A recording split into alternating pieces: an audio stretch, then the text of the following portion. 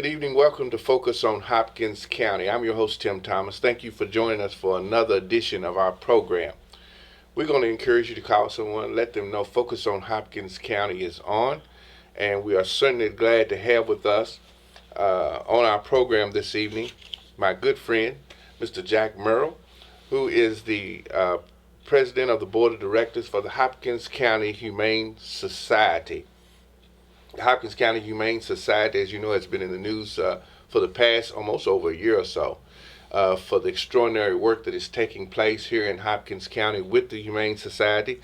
And I think this will be a very interesting program, so we encourage you, call someone, let them know the program is on. Jack, welcome to Focus on Hopkins County. Well, thank you, Tim. Thank you for having me on your show. I appreciate it. Well, we appreciate you being here. You've been a long-time friend and such an avid community activist, and we just appreciate you. Thank you. Thank you. It's an honor. Yeah. You know, the Hopkins County Humane Society and has just been extraordinarily moving forward in a lot of different ways. If you would, just tell us what the purpose of the society. The Hopkins County Humane Society was established in the mid-'60s as an animal control arm of the community. It is a not-for-profit organization. It is its main function is to help control animals in Hopkins County. It is not a member of the county per se. It's a separate entity. Its function is to capture, manage, and try to find homes, take care of animals, especially domestic animals within the community. Well, I know when you talk about the Humane Society, the importance of it, and animals are important. Yes, they are. And people now, they treat animals, they are family. Yes, they are. You know, and I know that the Humane Society has that same type of feeling toward the animals that they have there. They do. They do. All animals that come into our facility, either by pickup or drop off, we treat them as family. The people at our facilities care very much for the animals and what they do. They have a heart for it. It takes a special individual to work in a facility like that with the amount of animals that we have coming through. Not all animals are in good shape when we finally get them in our facility. So it takes a special human being to work in a facility like that, and we have the best. I believe that. How many employees do you have, and are they county employees?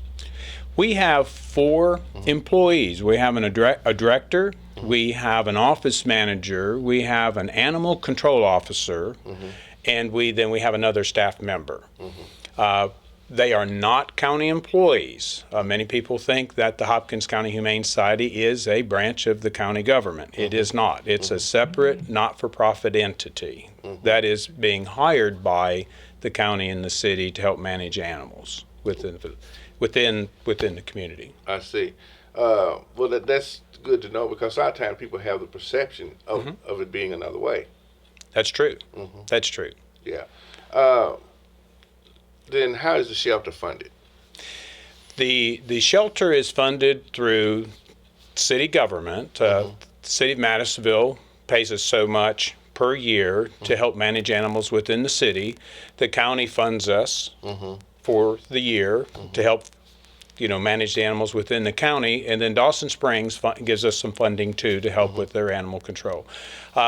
That's the base of our funding, but that's by far not all that we operate on. We rely heavily on donations and gifts. Sure, and that's why we wanted to focus in, if you will, on the Humane Society, because I know there's a need out there. There is a need. For people to give, to help support this worthwhile project and to help sustain it. And I know that there's been an ongoing campaign for that. And so tell us a little bit about the importance of it and how the money works and what it does to help the Humane Society.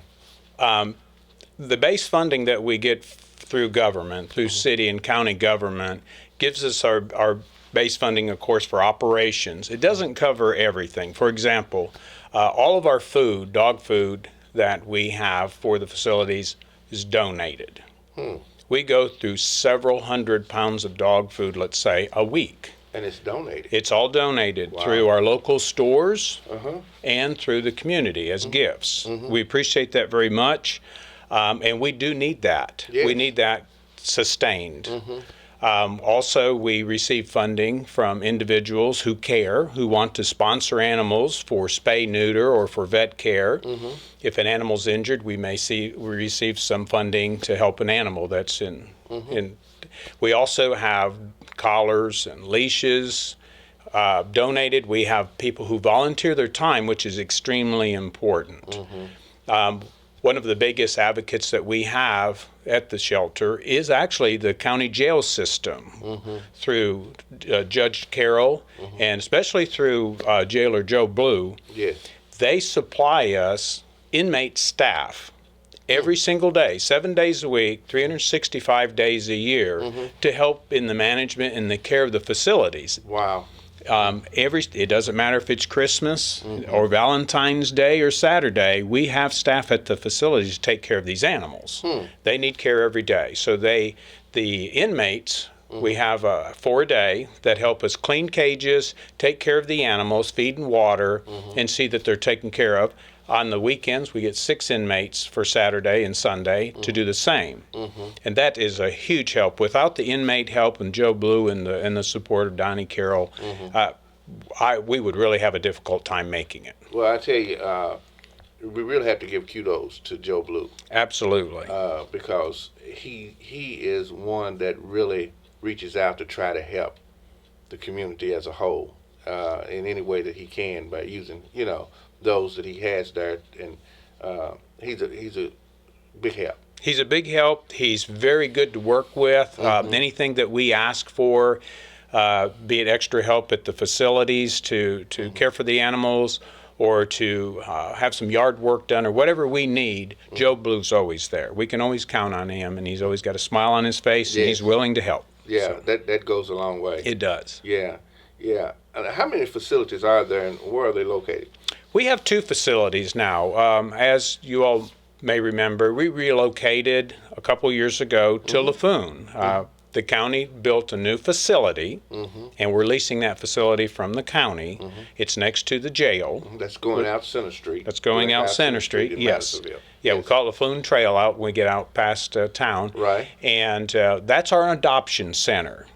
At that facility, that newer facility, that's where a person would go to look at animals and see if they can find a pet and actually do the adoption. The old shelter on Doolin Street is what we call an intake center, a quarantine center. We reopened it last year with the help of the county and some renovations that the inmates helped us with. We're able to open that facility as a quarantine unit. Animals coming in from the community or picked up strays and so forth. Be checked and that type of thing. Yes, they may have a illness or they may have a disease, and it may be contagious. And in the past, those animals were mixed right in with the general population. Well, that's not necessarily good if they have a transmittable disease that's lethal. That can raise havoc in the shelter. So opening this quarantine facility allows us to bring animals in. If it's a stray, we can hold them for the state required 5-day hold, but we hold all animals 10 days. We go beyond what the state requires because it's known through the vet world that if you hold an animal for 10 days, any most obvious disease it will have will usually surface in that time. So we use that time period to monitor the animals, to watch for any type of diseases or illnesses to come about, so that we don't mix that into the adoption center where the clean animals are. I noticed that you have a surgery center as well. Yes, we opened a surgery center last year. It's been a dream of ours to be able to do our own spay and neuters. Through donations and through the help of our local vets, we were able to acquire used surgery equipment at a very reasonable rate. And we set up a surgery center in our new adoption center location. We saved some space when that facility was built for this. We ran spay and neuter clinic for about 3 months. We hired a vet to help us with that process. Yes. We spayed neutered over 200 animals, and it was a trial period for us, somewhat of a pilot program to see, can we do this? Is it feasible to do it in-house? Is it cost effective to do it in-house? It was a success. It was very successful. Yes. And we just now have to, as a board, develop a business plan to be able to support that operation. So at the time, right today, we're not using the center today.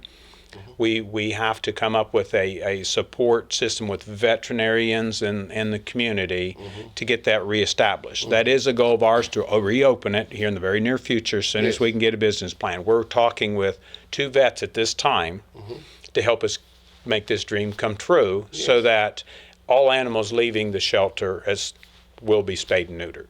Wow. That's exciting to be able to do that, though. And I know with you all on the board, that's something a lot of places do not have.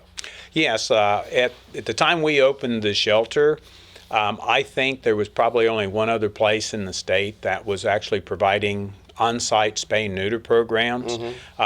In some other states, other facilities are a little more prevalent with that activity, but in Kentucky, we're one of the first to have that. And we're real excited about it because it's the right thing to do.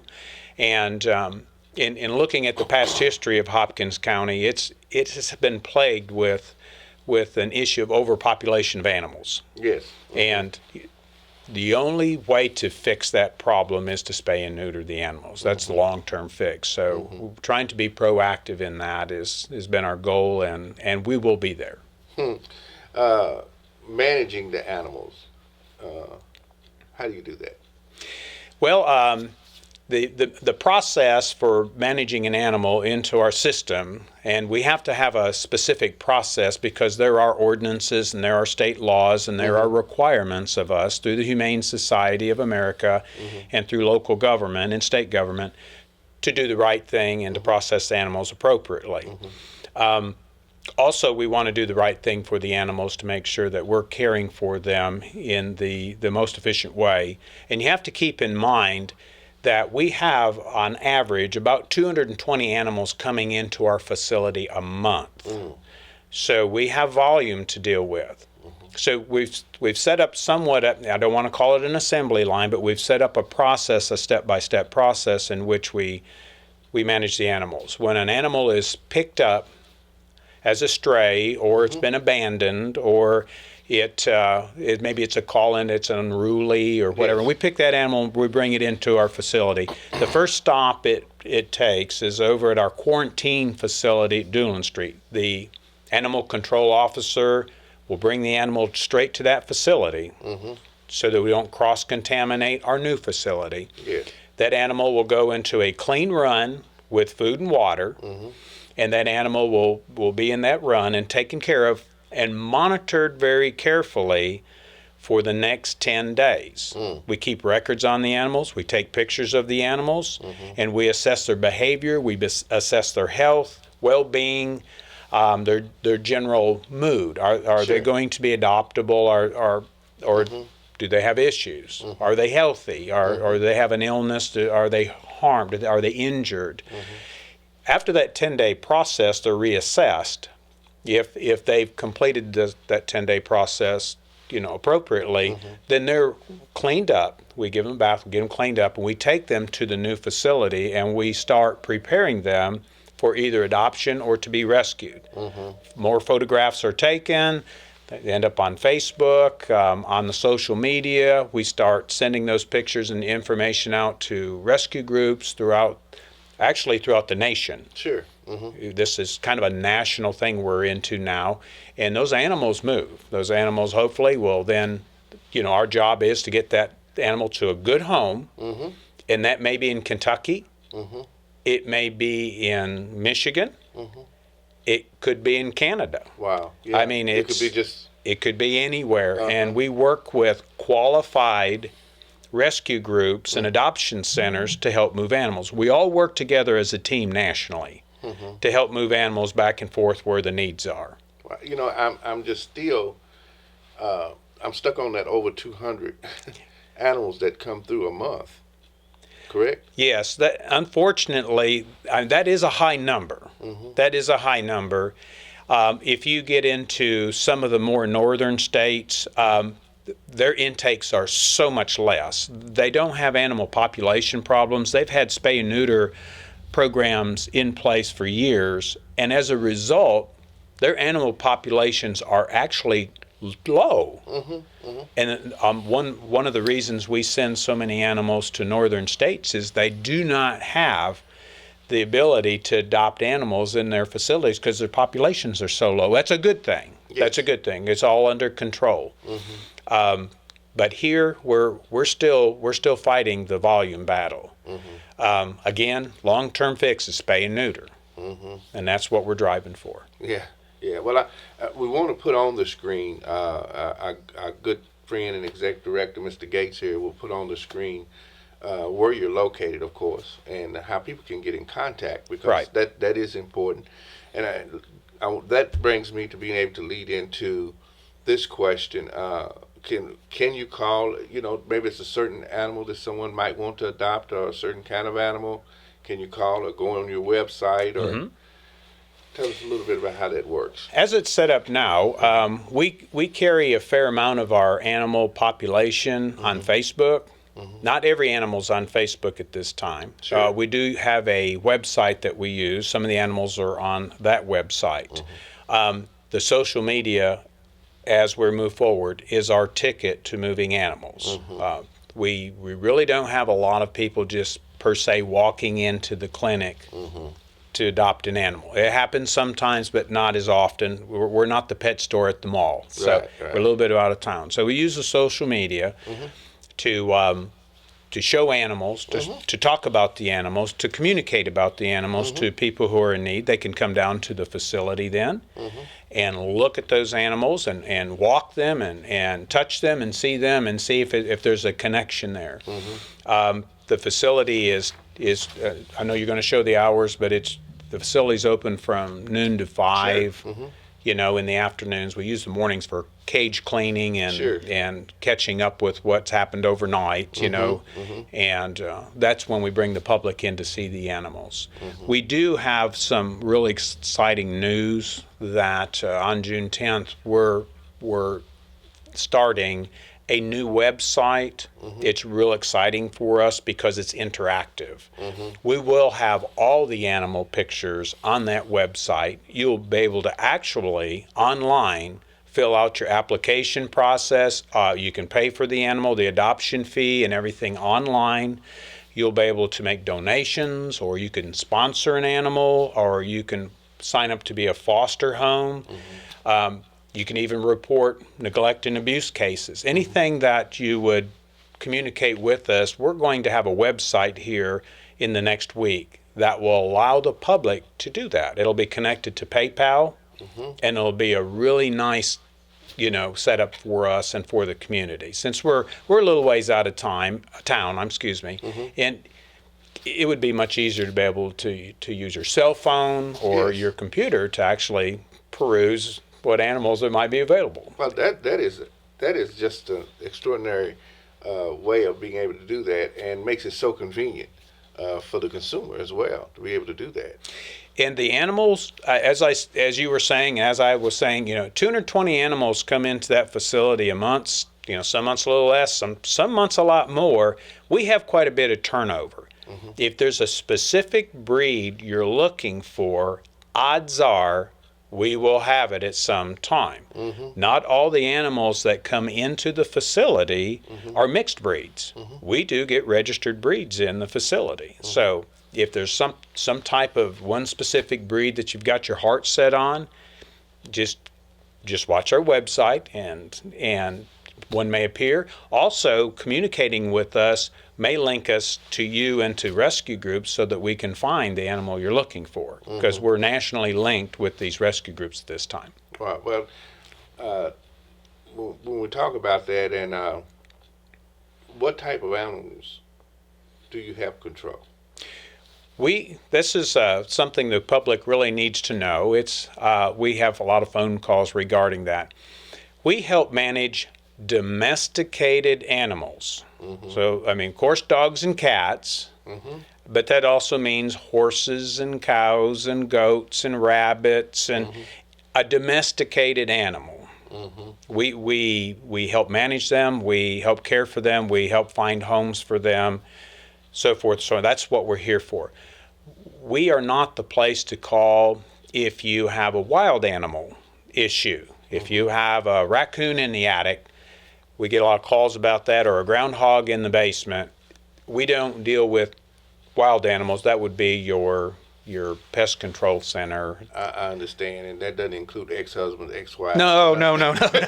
We have to draw the line somewhere. That's right. That's right. Well, that's great. You know, so expands out beyond dogs and cats. It does. It does. We have fostering farms that help us hold horses and goats and cows, or whatever that we happen to have on hand. And they work with us. They help feed the animals and get vet care and so forth. This program, the program that we run, the Humane Society, would not function without the help of the community.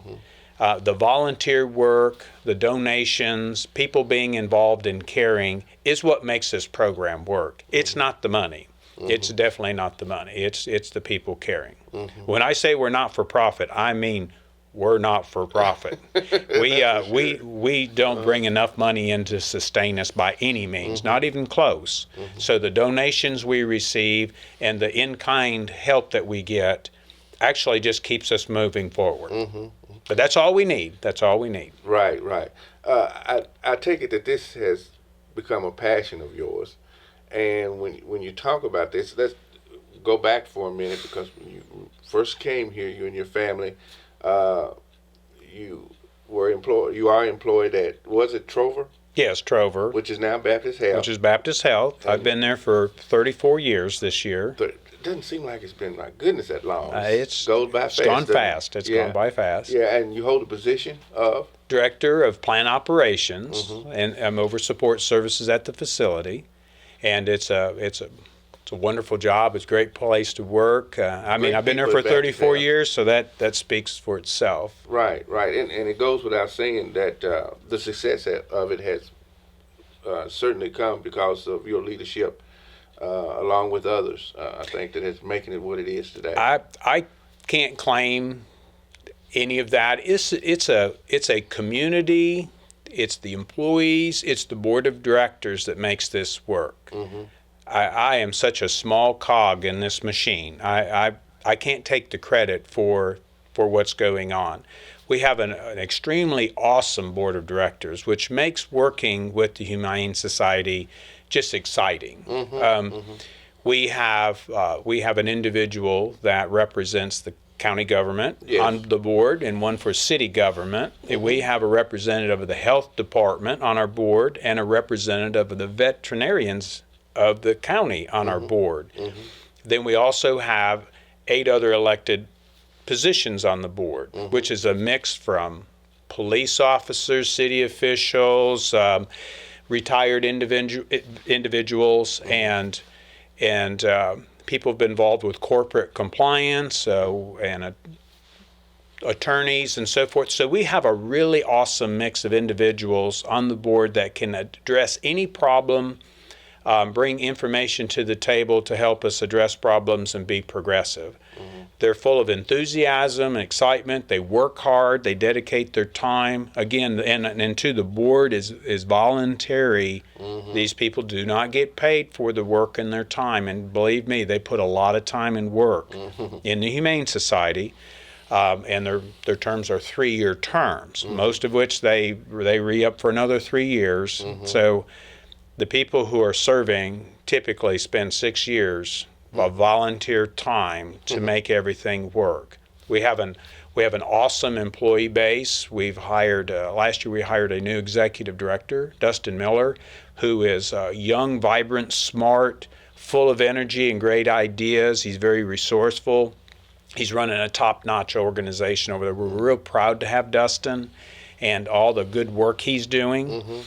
He's hired a new office manager who's doing an exceptional job. And then with the employees and the management of the inmates, it just all works. And then again, it takes the community support, and it takes, the help and the volunteers of the community to make it all work. It's just a big machine.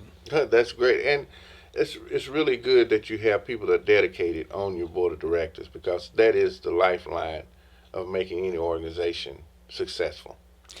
Yes, it is. The board just oversees operations. We do not typically get too involved in daily operations. We leave that up to the executive director so that he can run the business appropriately.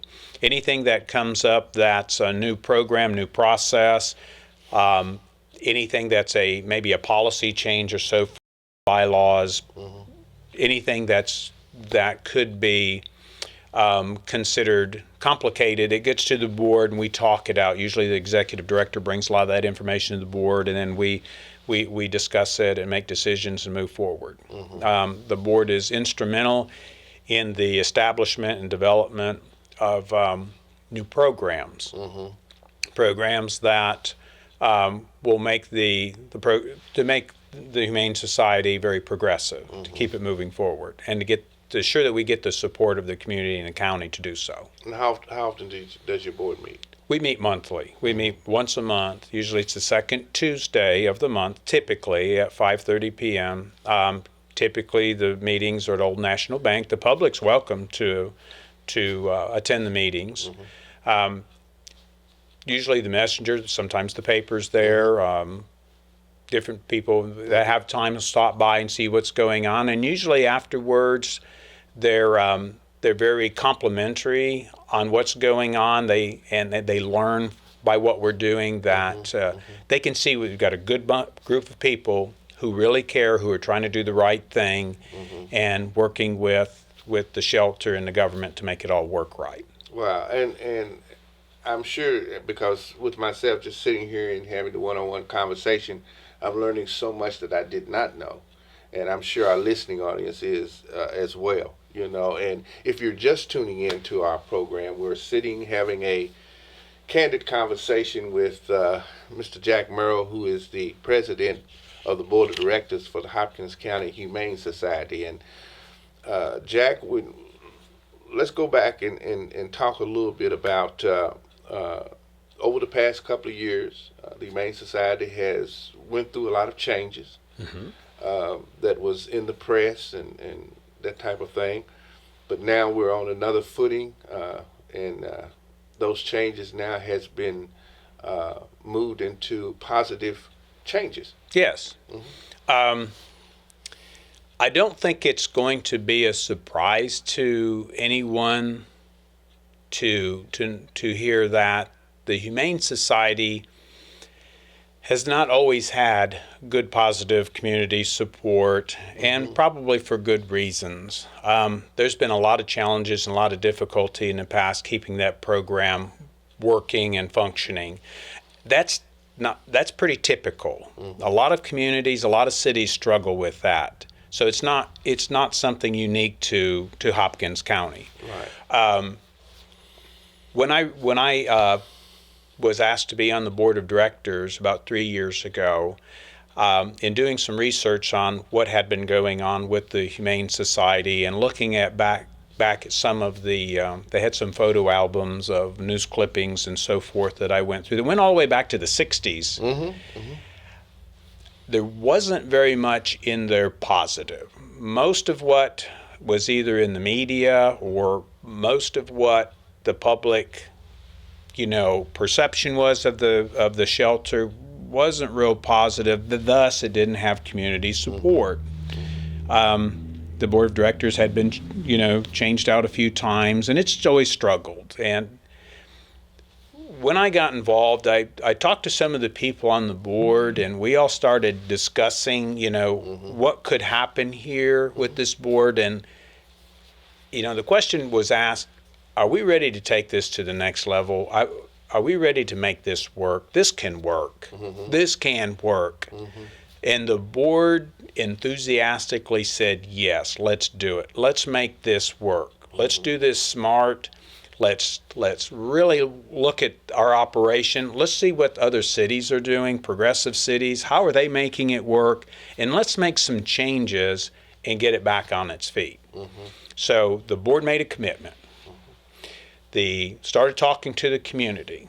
The overwhelming concern of the community was the high euthanasia rate. The euthanasia rate was high. Over the past 4 years prior to us making the change that we made, it was averaging 68% of all animals intake. Some of those years, there's over 4,000 animals brought in a year. And when you're looking at nearly a 70% euthanasia rate, that's not good. And that was an extraordinary rate. That is very high. And it's understandable why the community wasn't in huge support of the operation. So we used as our first goal to reduce the euthanasia rate. We made that our first goal, and we were going to put all of our energy into that and try to turn the boat and make this a positive thing. We put a lot of energy into this. We did a lot of research. We tried a lot of different methods of managing animals to reduce the euthanasia rate. And we were very successful at that. And as we were having success, we made sure that, as I said earlier, the social media, the television stations, iSurf, everyone was involved with the success we were having so that we could tell the community it's changing. Yes. It's changing. You ask for it, you're getting it. And as a result, we've driven it to the numbers we have today that I'll be happy to share with you. Please, would love to. This first board that I have here, starting from 2009 through 2014, reflects the intake, how many animals that were actually brought into the shelter over the past few years. So you can see the populations.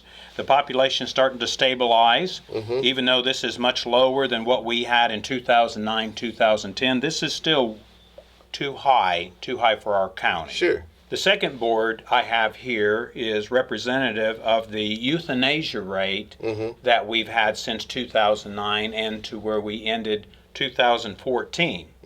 As you can see on some of the higher census years, the euthanasia rate was pretty high, even hitting 73% back in 2011.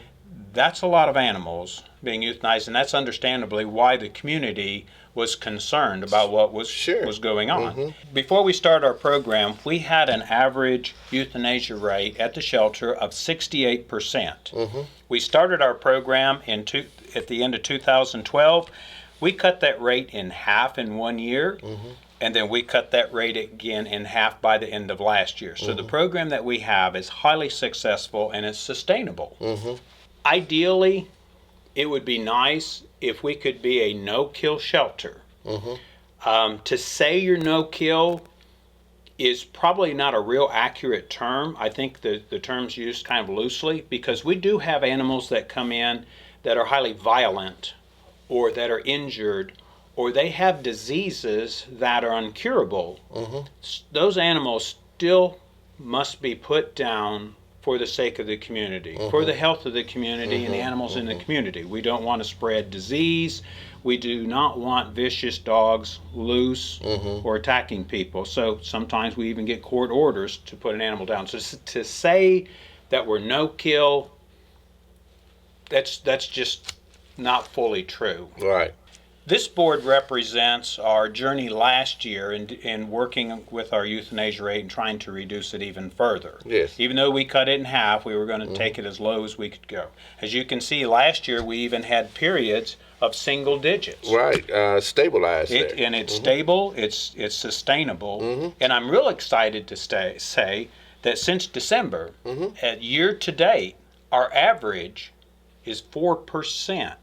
That's almost unheard of. Yes. So this is showing that the group that we have working at the shelter and the connectivity that they have, the good work they're doing, is working. This is the staff at the shelter, this is the people supporting the program, and this is saving animals' lives. It's saving thousands of animals' lives. Another key component to make the program successful is our adoption and rescue program. Starting in 2009, 10, 11, 12, you can see we were averaging around 20%. I mean, that then is reflective of the 68, 70% euthanasia rate that we had. Once we started our new program back in 2013, we had our adoption and rescue rate increased by threefold. That's showing the initiatives of our staff and the community supporting the program. We're moving more animals to good homes. And Jack, when you talk about this, as you can see, up 63%, 61% in 2014, way over the 50% mark. Way over. Yeah, and that is, phenomenal. And it's even much higher than that in 2015. It's because with our 4% euthanasia rate, of course, that's driving our adoption and rescue rate even higher. Right, and that is showing where the Hopkins County Humane Society is making positive strides, and people are recognizing that. Absolutely. Yes. And we tell our story. I mean, you may see us on the news and see us in the paper, and we want that because the media is our friend. Yes. And we have to tell our story. We have to let the community know that there's a lot of people that got their hearts and their souls, and they're working very hard to make a program that's difficult to manage work. And we want everyone to know that they're doing a good job and they're making a difference and they're saving animals. Right, and most importantly, the monies and donations that you give are going towards making a positive effect. Yes, absolutely. Yeah. I mean, the fees that we charge for an adoption, we charge $20 an animal. And that by no means covers the care, the food, the veterinary work, the medications, and everything that animal receives while it's in our care. It doesn't come close. It doesn't come close to addressing that issue. It's probably just a third of what it would cost to just get the average animal through our system. So we're not for profit. We're just trying to, it's a mission, I guess I would like to say. My wife says this is a mission. My mission is to try to do this work and work with the community and the people who are involved. It's their mission. It absolutely is. And not only is it a mission, it's a ministry. It's a ministry, absolutely. It really is. The next board I have here is showing the improvement in the adoption and rescue and reclaim program that we initiated last year. To help support a reduced euthanasia rate, you can't adopt all those animals out locally. You saturate the market. So this is where we've actually started bringing in rescue groups, started getting involved nationally with the animal movement programs. And this is showing the increase in the animals leaving the facility as a result of a lot of other people getting involved. You see 171% there, and you're thinking, how is that? Well, at this point in time, both shelters that we had were way overpopulated. The census was way too high. I mean, we had 2 dogs in pens and so forth, try to reduce euthanizing animals. Once we got the rescue groups involved, they got our shelters under control. They took a lot of animals off our hands and found homes for them. So this has been a very successful program. It's the new future of Hopkins County. This pie chart shows where we started our program, what our usage and what our operation looked like. This is our 68% euthanasia rate. 7% other. I mean, these are animals that were either reclaimed or maybe didn't make it when they got here. They were already sick or something.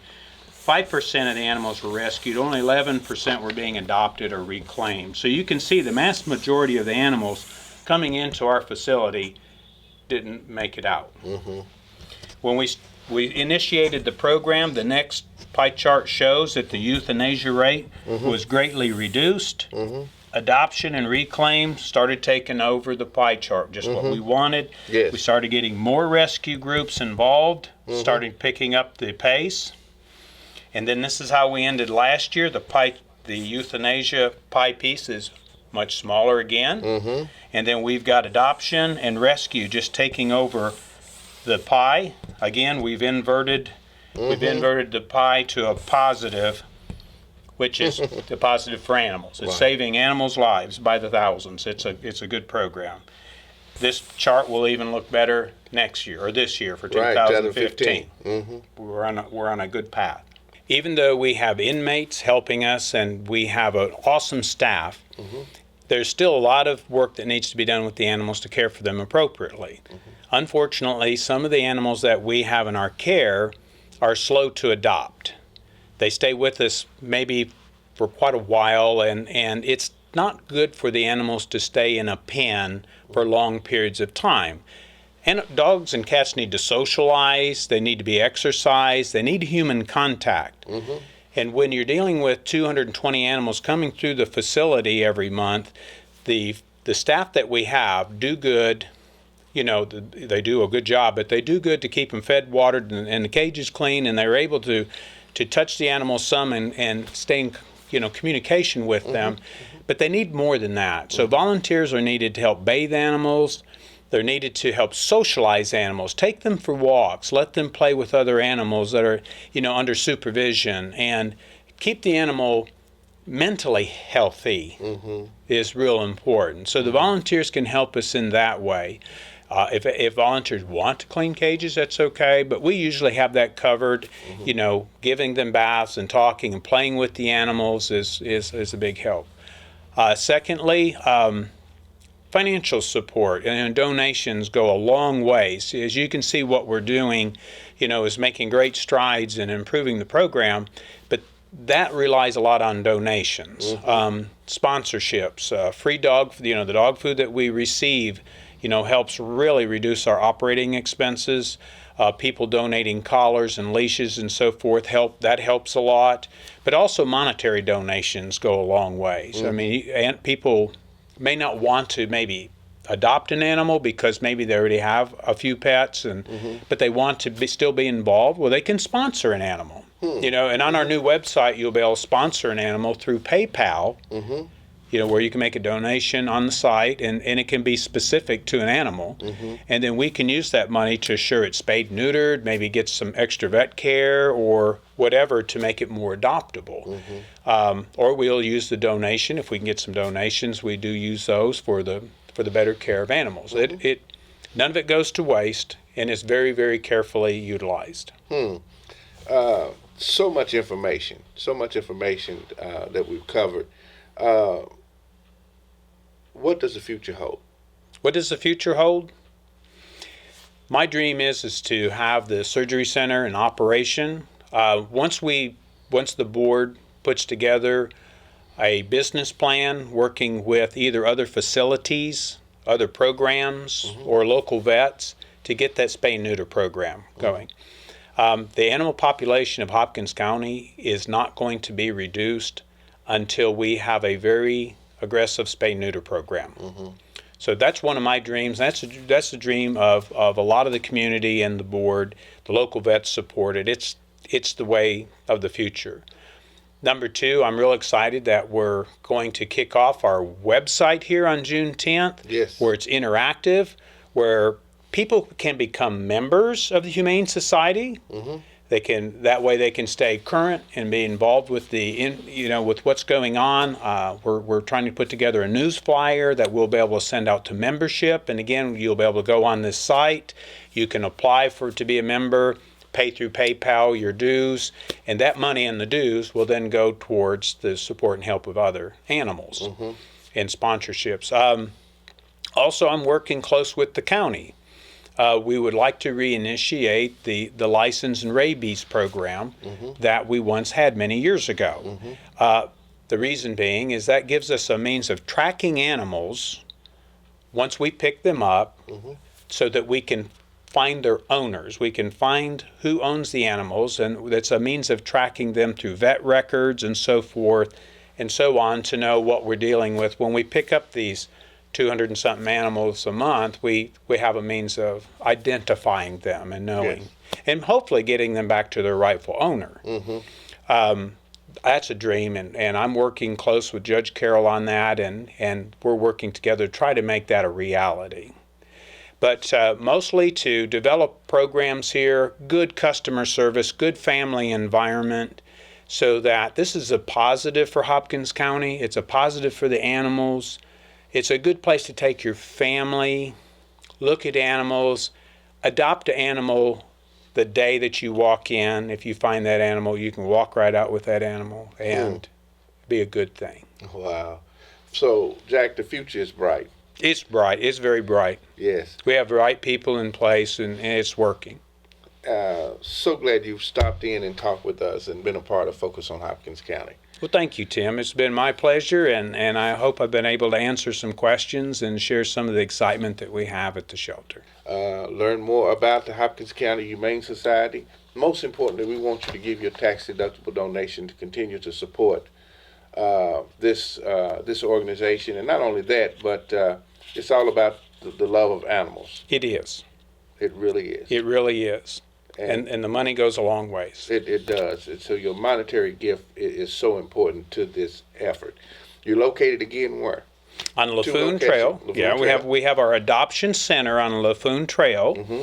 It's open Monday, Tuesday, Thursday, Friday, Saturday from noon to 5. Noon to 5. Noon to 5. It's an afternoon opening because we're cleaning cages and, trying to get the animals fed in the morning. So come after 12? The Doolan Street location is our intake. Mm-hmm. That's operated by the animal control officers, and that's only that facility is open by appointment only. Mm-hmm. In that, the animal control officer, there's only one, and he covers the entire county. Mm-hmm. So by appointment, we can make sure there's someone there to meet you if you need to look at some animals that were picked up, or if you have an animal to drop off. Right. Doolan Street is located on South Main. Yes. Out South Main. Absolutely. It's the old shelter location. Right. So people that may be listening don't know exactly where you are. That's kind of where that's located here in the city of Madisonville, Kentucky. We've been talking to Jack Merrill, the president of the board of directors for the Hopkins County Humane Society. Great information. We encourage you to get involved, be a part of what is taking place with those good people there at the Humane Society. Let me take opportunity to thank our sponsors and to thank SurfKY, where we are located in our new studio here as we continue to bring you great public service programming. We encourage you to continue to watch us, not only on channel 14 and 16, but also on the internet as well, SurfKY, and be a part of what is taking place with Focus on Hopkins County. I'm your host, Tim Thomas. By all means, keep sharing the dream.